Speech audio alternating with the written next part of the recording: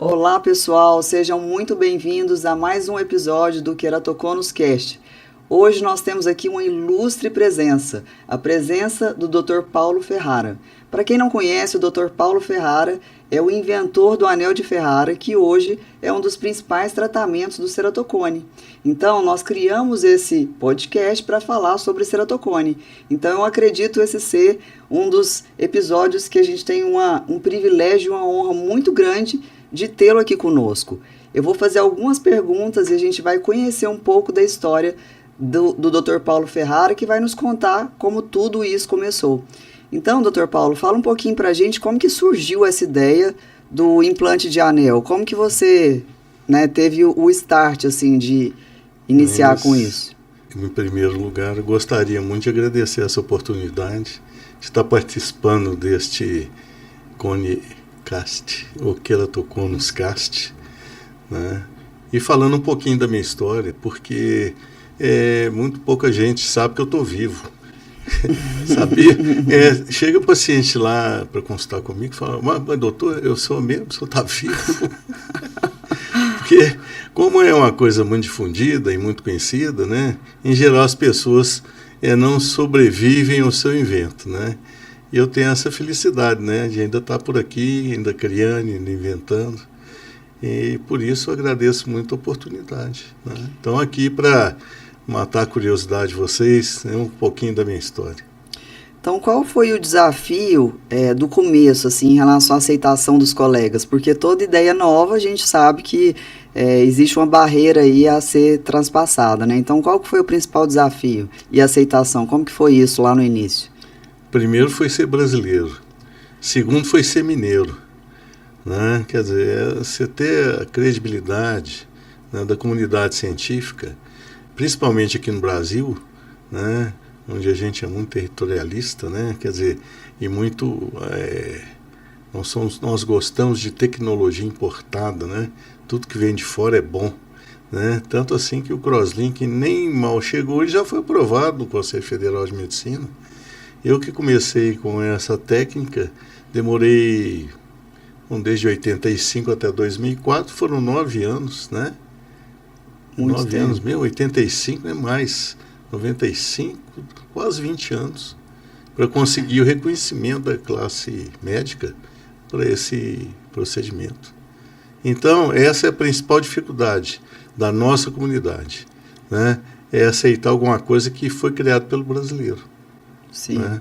E tudo que vem de fora continua sendo melhor do que o que a gente produz aqui. E, na verdade, isso não corresponde, né? Porque o que a gente tem de criatividade, o que a gente tem de inventividade sobretudo, de desapego, né, contribui muito para que a gente possa fazer mais e melhor. Em outros centros, onde você tem talvez um rigor maior, as regras são mais rígidas, isso talvez dificulte por um lado e beneficia por outro. Aqui no Brasil você tem que ser criativo, você tem que ter luz própria, senão você não vai para frente. Se depender da universidade, você fica restrito às regras da universidade, né? E se você vai fazer por conta própria, você fica restrito às suas posses, né? A sua capacidade econômica de sustentar, né, qualquer ideia que você tenha ou que queira desenvolver. Eu, felizmente, né, eu estava numa posição eu trabalhava lá no Hospital São Geraldo, né, orientando os meninos lá com relação à cirurgia refrativa. Então, tive a liberdade de desenvolver começar a desenvolver essa tecnologia, porque ali eu podia contar com um biotério. Um biotério é um problema para quem está pesquisando, né, porque tem que ter onde guardar o animal, quem cuidar do animal, quem, enfim, pingar os colírios, né, que você precisa administrar depois que você faz um procedimento cirúrgico. E eu tinha também uma fonte de pacientes, né, onde eu podia aplicar, né, aquelas ideias que eu já tinha testado em animais, né, e eu podia levar então para o banco dos pacientes, para a clínica. E com isso eu tive essa chance, né, de poder desenvolver. E aliado a isso, eu tinha também um professor, né, que é o Dr. Emir Soares, né, tem que se dizer, né, dar um mérito a quem merece. Ele que me apoiou nesse empreendimento, né, fazendo para mim os anéis, né, porque há que ter o fornecedor da matéria-prima, né. Isso também é difícil de conseguir aqui, né, quer dizer, o cara parar a fabricação, né, da linha dele de produção e desviar para me dar uma colher de chá, né? Quer dizer, então realmente eu tive muita sorte, né? Eu tive muita sorte por ter esse apoio, essa oportunidade, né? E foi o que possibilitou, né, a gente poder começar aí com esse procedimento. Foram anos de desenvolvimento, quer dizer, a gente não consegue levar um produto para a prateleira sem passar por muita luta, por muito estudo, por muito trabalho, por muita aprovação, né, até conseguir a aprovação, né? Então, foram anos difíceis, mas graças a Deus, o que me manteve na linha foram os resultados. Porque ao fazer o procedimento em pacientes com deficiência visual e sem nenhuma esperança de conquistar esse direito que é de enxergar e de viver bem, né, eu não teria prosseguido, né? Quer dizer, o resultado é que me manteve firme, né, e esperançoso, né, porque quando você faz alguma coisa que não dá resultado, você desiste. Sim. Mas você sabe muito bem disso, né, quando você opera um paciente que tem essa deficiência visual e que não tem para ele nenhuma outra solução, e ele volta a enxergar, ele volta para a vida. E ele volta com emoção e te emociona. E nos primeiros momentos, eu chorava junto com o paciente, com a família, né, porque realmente é emocionante, né, o que os pacientes relatam. Eu acho que você traz vida, né? E eu sei, hoje em dia, graças à sua invenção, eu presencio isso todos os dias, beneficiando meus próprios pacientes. Então é algo que de fato emociona a gente, porque os resultados falam por si e os pacientes propagam a técnica, né? Porque mais do que o próprio inventor falar sobre a técnica, são os resultados e a prova social que você tem com aquilo, né? Então, claro que os desafios são grandes, mas teve algum momento assim que você pensou, nossa, eu quero desistir? Qual foi a fase mais difícil aí dessa caminhada até, de fato, você chegar onde chegou?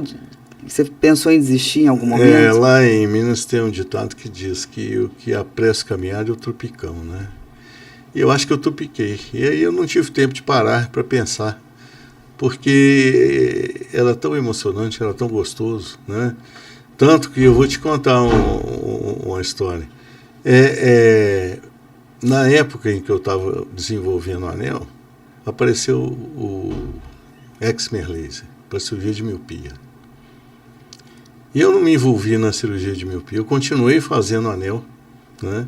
E com isso eu perdi grande parte da minha clientela, porque eu me dediquei para o ceratocone e larguei a miopia para um lado. Então você me pergunta, você faz LASIK? Não faço, né? Desde 2000. Faço um PRK ou outro, porque agora o que está acontecendo? A gente está associando técnicas, né? Pacientes que de outra forma não poderiam corrigir o seu grau, por não ter uma córnea adequada, hoje podem se submeter à correção da sua miopia utilizando a associação de técnicas, anel e o PRK.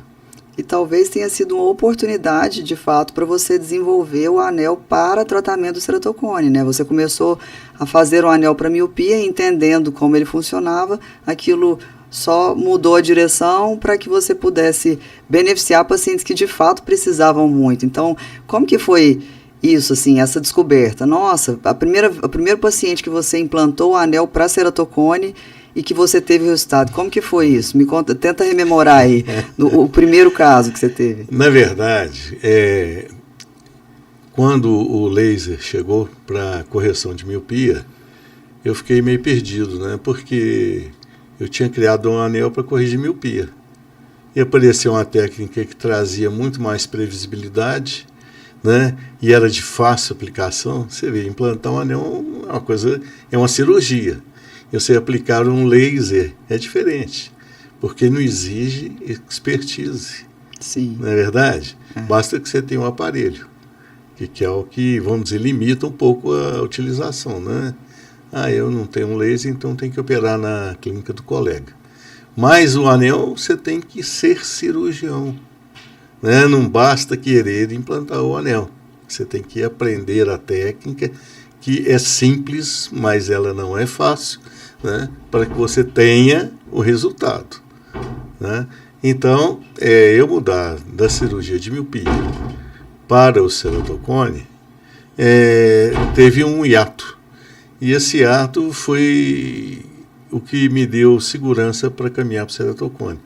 Eram pacientes lá do hospital que eram encaminhados para transplante de córnea ou retransplante de córnea, e nos quais eu resolvi, né, implantar o anel, que já que a córnea vai mesmo ser transplantada, vamos ver o que acontece nessas córneas com doenças, né, com patologias. E os implantes foram um sucesso, né? E a gente submetia esses pacientes a um exame rigoroso, né, com microscopia especular, sensibilidade ao contraste. Naquela época era biomicroscopia ultrassônica, eu nem sei se você sabe o que é isso, porque não existia Pentacan, não existia um tomógrafo, muito menos um topógrafo, né? Sim. Porque foi nessa época que apareceram os primeiros topógrafos, não é verdade? Então, hoje em dia eu não entendo, fazendo um parênteses, claro, nessa conversa. Antigamente a gente dava diagnóstico de ceratocone com a lâmpada de fenda, um esquiascópio e uma medida da acuidade visual. E a história, claro, a anamnese, né? Hoje não, hoje você tem todas as facilidades, né? E ainda tem gente que não dá o diagnóstico. Exatamente, até nos dias atuais, né, doutor Paulo? Passa batido em muitos casos, infelizmente. Mas então, contando, né, esse hiato, né, onde eu tive que implantar em transplante, né, inclusive eu apresentei isso lá nos Estados Unidos em 95. Né, esse implante do anel, isso foi sensacional. Aí, o meu inglês macarrônico, como ele é, né, eu subi lá e mandei bala, né, e apresentei o vídeo. E estava lá até o doutor Gilberto, a doutora Edna me assistindo, né? E o pessoal me julgando tomate, me criticando, e eu lá nem não estava entendendo o que eles estavam falando. Foi ótimo, então. Aí eu acabei a apresentação, aí a Edna veio me procurar. Falou, eu quero aprender esse negócio. Aí foi assim que a gente começou a nossa caminhada no ceratocone, né? Quer dizer, foi tomando uma pancada, né, na miopia, né? Quer dizer, a gente já com o produto pronto, e é como diz o Robson, né? Comprar a ação da que está embaixo. Mas aí então nós tivemos essa força, né, que nos foi dada pelos pacientes que aceitaram receber o anel, aqueles pacientes com ceratocone. E a gente só podia operar caso avançado. Sim. Naquela época a gente estava começando. Como é que ia operar o menino, né? Com 12 anos de idade e cone inicial? Não tinha jeito. Então eram casos assim, muito avançados. E isso aí é que me animou muito, porque você mesmo publicou em 2002, ou não, foi mais recente, eu que publiquei em 2002, um trabalho, eram já 2.000 pacientes operados de ceratocone. Um N. Seria uma casuística, né, fantástico. Enorme. Quer dizer, eu só, mas quem mais no mundo fazia esse trem? Só eu, né? E a adesão foi lenta e gradual dos médicos? Como que foi isso daí? Porque assim, uma vez que o médico tem experiência... Não, mas eu sempre chegava nos congressos e eles me olhavam com tom de mofa e críticas veladas, né? Porque ninguém fala rasgado, né? Mas era assim, lá vem o Paulinho, lá vem um doido, lá vem esse cara aí com essas ideias malucas. E pronto, eu falava, bom, vocês podem criticar, mas eu estou vendo o resultado, vocês não estão vendo, né? Então, em 97, eu fiz o primeiro congresso um curso, tinham 7 participantes. 7 é mesmo? 7. E o Emir Soares foi o presidente da mesa, né? O segundo encontro já foi... Esse foi em abril. O segundo foi em outubro. Aí eu já tive uma plateia maior, uma audiência maior. Aí já foi a Rosângela Simoncelli, a doutora Edna, o Pedro Paulo Fabre e outros colegas, que eu não me lembro quantos, mas já eram uns 12 ou 15, né? E aí eu comecei a dar curso de anel para cá, dar curso de anel para lá. E fui viajando também, viajei que nem caixeiro viajante, né? Eu saía batendo de porta em porta, colega, vamos lá, vamos experimentar.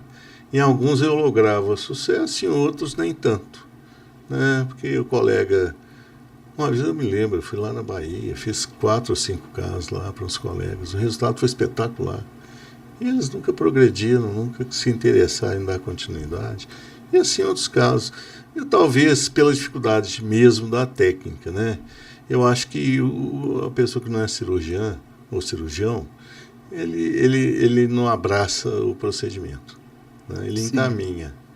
Então, e outra, o instrumental não existia, eu criei tudo. Eu criei o instrumental, eu criei a técnica, eu criei o nomograma e eu criei o produto, né? Quer dizer, eu fui de fio a pavio. Sim. Né? E esse estudo ele não acontece do dia para a noite. A gente começou com um anel de 355 graus. Depois, lá em 92 ou 93, eu parti o anel em 2. Por quê? Porque facilitava a inserção do anel, não era por mais nada do que facilitar a técnica. Mas o que eu descobri? Que o anel em segmentos ele funcionava diferente do anel inteiro. Sim, né? O efeito das pontas, né? Tinha uma correção do astigmatismo. Daí porque ele fez muito sucesso para o ceratocone. Né? Porque uma correção do astigmatismo irregular, ele acontecia de uma forma muito eficaz e eficiente, né? E é o que atrapalha a visão do ceratocone, é a irregularidade da córnea. Sim. Né?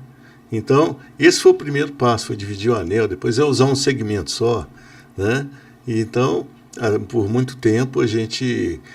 tinha uma espátula dupla, né? Faziam 2 incisões, umas 6 horas, outras 12. E isso aí também foi motivo de crítica, porque a incisão das 6 horas muitas vezes podia se contaminar pela lágrima, né? pelo lago lacrimal ali, né? E também o anel às vezes voltava na incisão. Então isso era um fator complicador, né? Uhum. E que foi motivo de crítica. Então, outra evolução naquela época foi a espátula única, né? A gente fazia uma incisão só. Aí também é um procedimento complicado, porque tem que ter colaboração do paciente, né?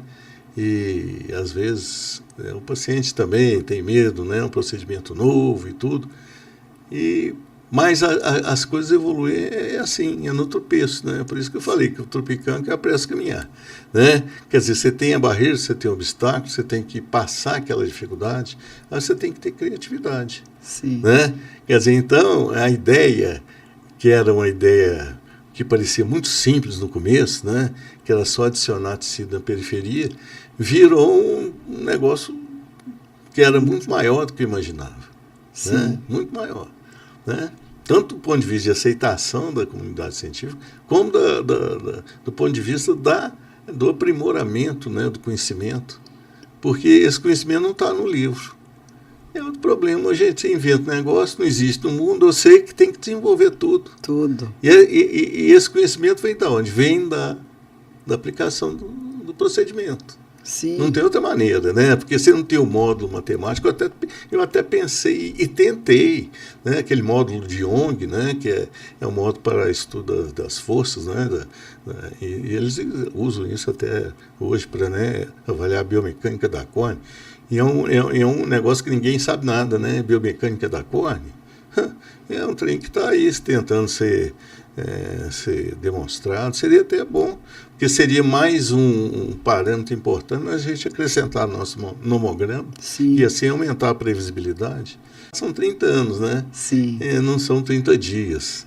E contar, né, 30 anos em meia hora é impossível, né? Não, mas na verdade, assim, são passos que você foi encontrando as pedras no meio do caminho e tirando cada pedrinha e evoluindo em cada âmbito, né? Então, assim, você teve a ideia, aí da ideia você teve que não só ter a ideia, mas ir atrás de quem pudesse executar aquela ideia, que é outra dificuldade.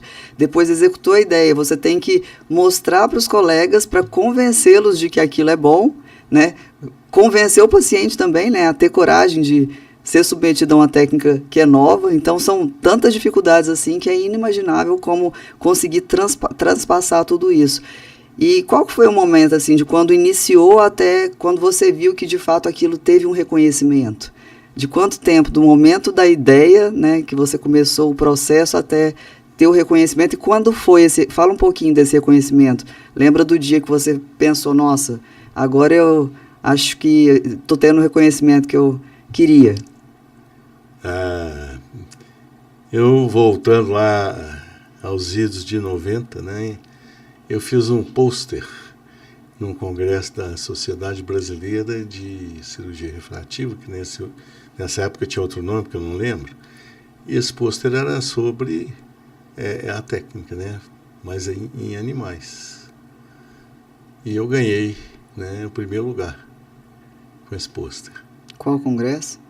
Pois é, eu tenho a plaquinha lá no consultório, mas inclusive quem me deu essa placa foi o Virgílio Centurion. Depois de quantos anos?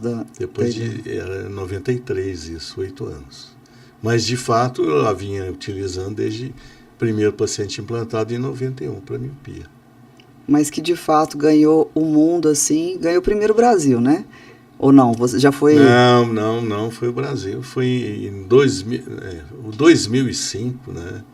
Eu ganhei o prêmio FINEP de inovação. Primeiro lugar. Quem me entregou era para ser o Lula, né?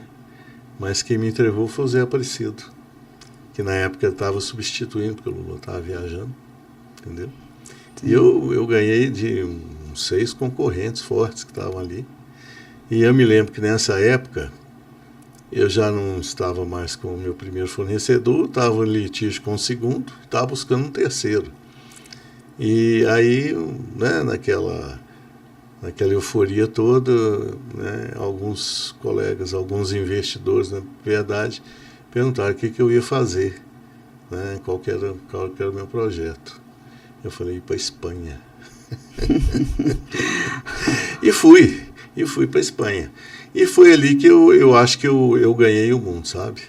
Porque a partir do momento que você tem, né, alguém que tem, vamos dizer, uma presença internacional, isso te fortifica, né? Sim. Eu fico imaginando, se eu tivesse ficado por aqui, se eu estaria hoje do tamanho que eu estou. E você acha que o reconhecimento maior mesmo foi lá? Porque teve uma fase até que teve um boom de pacientes quando você foi chamado na Globo, né, ali no Faustão. Sim, isso foi antes. Aí eu aprendi uma coisa, que o melhor meio de você divulgar algum procedimento, isso a gente vê hoje aí no Instagram a todo momento, não é convencendo um colega, é convencendo a quem precisa do procedimento. Claro, quem precisa. Então, na hora que eu apareci no Faustão, no dia seguinte, minha clínica parecia um mercado persa. Um montão de gente lá, entendeu? E então, aí foi aquele momento que os colegas despertaram o negócio. Falaram, bom, eu também preciso fazer esse negócio. Sim. Eu também preciso operar, porque, né? Às vezes o colega pensa no mercado, o paciente pensa em resolver a situação que está, né? Mas então, eu acho que esse foi o start, né? Foi o ponto alto, né, da utilização do anel para ceratocone, sabe? Sem dúvida é um marco, né? Porque tem um antes e depois. Eu me lembro que em 2001 eu fiz uma publicação na Veja, né? Porque eu sempre tive que ir para a mídia, né, para divulgar. Então eu fazia entrevistas em jornais locais, né? A doutora Edna me deu muito apoio, a partir de 98 eu ia lá para Maringá, e a gente ia lá tinha uma televisão lá, uma TV, né, que eu não me lembro agora o nome do colega, mas ele era o dono, então ele fazia matéria sobre o anel, né? Mas definitivamente, em 2000, como eu estava dizendo, eu publiquei na Veja, e aí, mas você precisa ver, mas foi um momento de muita crítica, de muita agressividade dos colegas, principalmente lá dos colegas que se julgam mais capazes do que a gente, né? Mas ainda assim eu, né, me mantive firme. 2003 o Faustão, que foi realmente o ponto alto. Depois a saída lá para a Espanha, né? Mas eu viajei demais nesse Brasil. Viajei para todo lado. Viajei aqui na América do Sul, na América Central. Cheguei aí nos Estados Unidos, né? Como eu disse, apresentei lá na Academia Americana. Mas o americano, ele precisa do FDA. O FDA é impossível. Eu até tentei, mas é muito caro. E na Europa eu já tinha a marca, né? Tinha um CE. Então eu pude também viajar por todos os países da Europa praticamente. Em 2000, né, foi minha primeira viagem assim, internacional, foi para o Japão. Né? Então eu me empenhei de corpo e alma para divulgar a técnica, porque era a única maneira. Né? Sim. Eu era, por assim dizer, o paladino, né? Não tinha como fazer diferente. E em alguns lugares eu fui muito bem recebido, em outros eu fui recebido com ceticismo.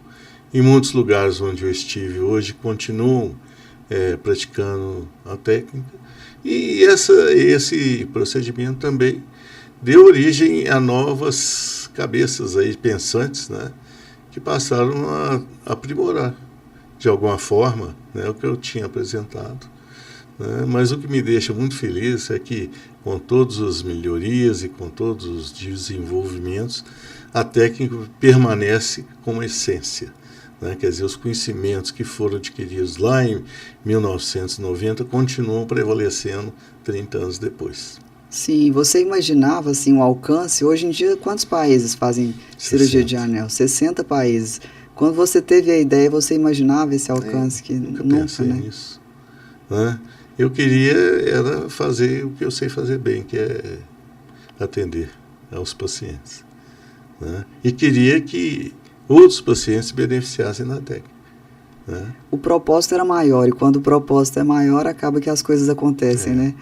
Então, daí porque eu não me dediquei em nenhum momento à cirurgia refrativa como tal, né? Ou LASIK, ou PRK. E pronto, fui de corpo e alma para esse foco, né? Porque cirurgia refrativa o paciente ele tem a possibilidade de fazer e tem a escolha de fazer ou não fazer.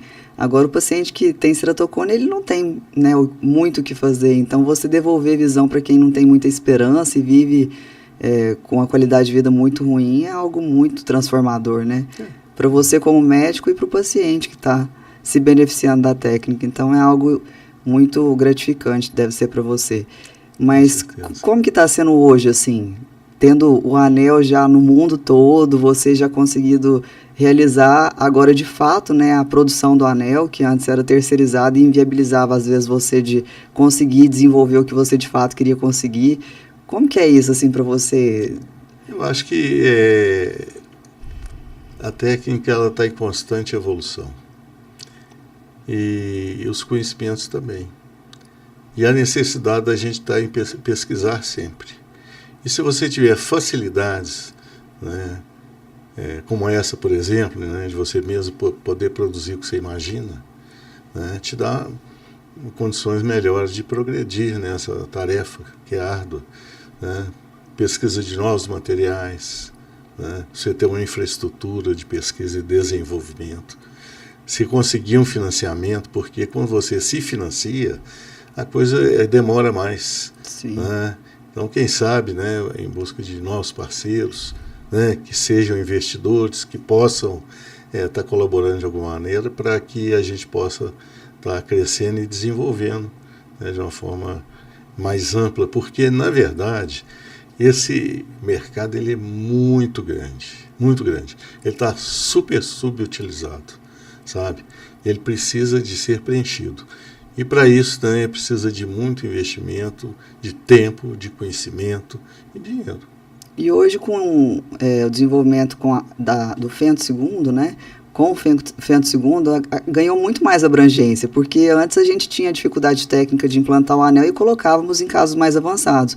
E com o Fento II viabilizou com que a gente beneficiasse também pacientes com cone inicial, já que a previsibilidade da técnica era muito maior. E também fazer com que a técnica se espalhasse para mais pessoas e mais cirurgiões que às vezes não tivessem habilidade de fazer com a técnica manual. Então, hoje em dia, o anel também tem no âmbito da miopia, né, voltamos ao começo, né? Antes era utilizado para miopia, com o advento do laser caiu em desuso e agora voltamos a usar para casos que tinham limitação com córneas finas ou cones iniciais. Então, eu acho que a abrangência hoje em dia está muito maior. Certamente, o Fento II foi um desenvolvimento, né, da técnica muito importante, porque ela democratizou a utilização do anel. Né? Aquelas pessoas que não têm capacidade de fazer a técnica manual, elas podem fazer pela técnica do Fento II, com mais segurança, com mais previsibilidade, né? E isso então foi um reforço fenomenal. Sim. E eu acho que o desenvolvimento de novos materiais, que é o futuro que eu vejo, né? Quer dizer, a tendência é a gente utilizar as tecnologias como de uma forma conjunta, né? Se você tem um anel que traz mais previsibilidade, se você tem uma técnica de implantação que traz maior facilidade, né? Então você vai ter uma abrangência maior da aplicação da técnica. O futuro, eu acho que é onde a gente tem que estar investindo, pesquisa, desenvolvimento e busca de um resultado mais preciso. A união de forças é essencial, né? E eu acho que o grande diferencial é esse, porque você é o inventor e você hoje tem a viabilidade de produzir o que de fato você inventa, né? Então, a gente tem outras empresas que comercializam, mas não conseguem inventar e entender o que de fato acontece, o mecanismo de ação, o benefício que isso traz. Então, hoje em dia você realizou esse sonho de ter a fábrica. Como que você se sente hoje, assim, realizado esse sonho? Quero saber um pouco do seu sentimento, assim. É como se você estivesse fechando um ciclo, né? Quer dizer, da ideia até o produto acabado, mas feito por você mesmo. A ideia foi sua, o produto é seu, né? E pronto, eu me sinto realizado, né? E agora me dedicando mais à pesquisa do que propriamente, né, a estar buscando colegas, né, e participando de cursos e congressos aí que consomem tempo. Aliás, hoje com essa tecnologia que a gente está vivendo aqui, quase que anacrônico, né? Se falar em viajar para congresso, você assiste da sua casa, né? Sim. Em tempo real, né? Nós estamos agora, por exemplo, nós temos uma aula para assistir, né? Que está acontecendo em várias partes do mundo, né? Então vamos lá? Vamos lá. Então, muito obrigada pela participação. Assim, é incrível, né? É inspirador a gente ouvir o que o Dr. Paulo tem a nos dizer, da ideia à realização, para vocês entenderem que é um caminho aí de muitas pedras nesse caminho, mas que de fato é algo possível, né? Então, quando você acredita num sonho e vai atrás daquele sonho e dá sua energia toda, e quando o propósito é maior para o bem dos pacientes, as coisas naturalmente fluem. Muito obrigado, Dr. Paulo, pela inspiração. Esperamos ter muitas outras criações aí para beneficiar muita gente ainda. Muito obrigado. Obrigado.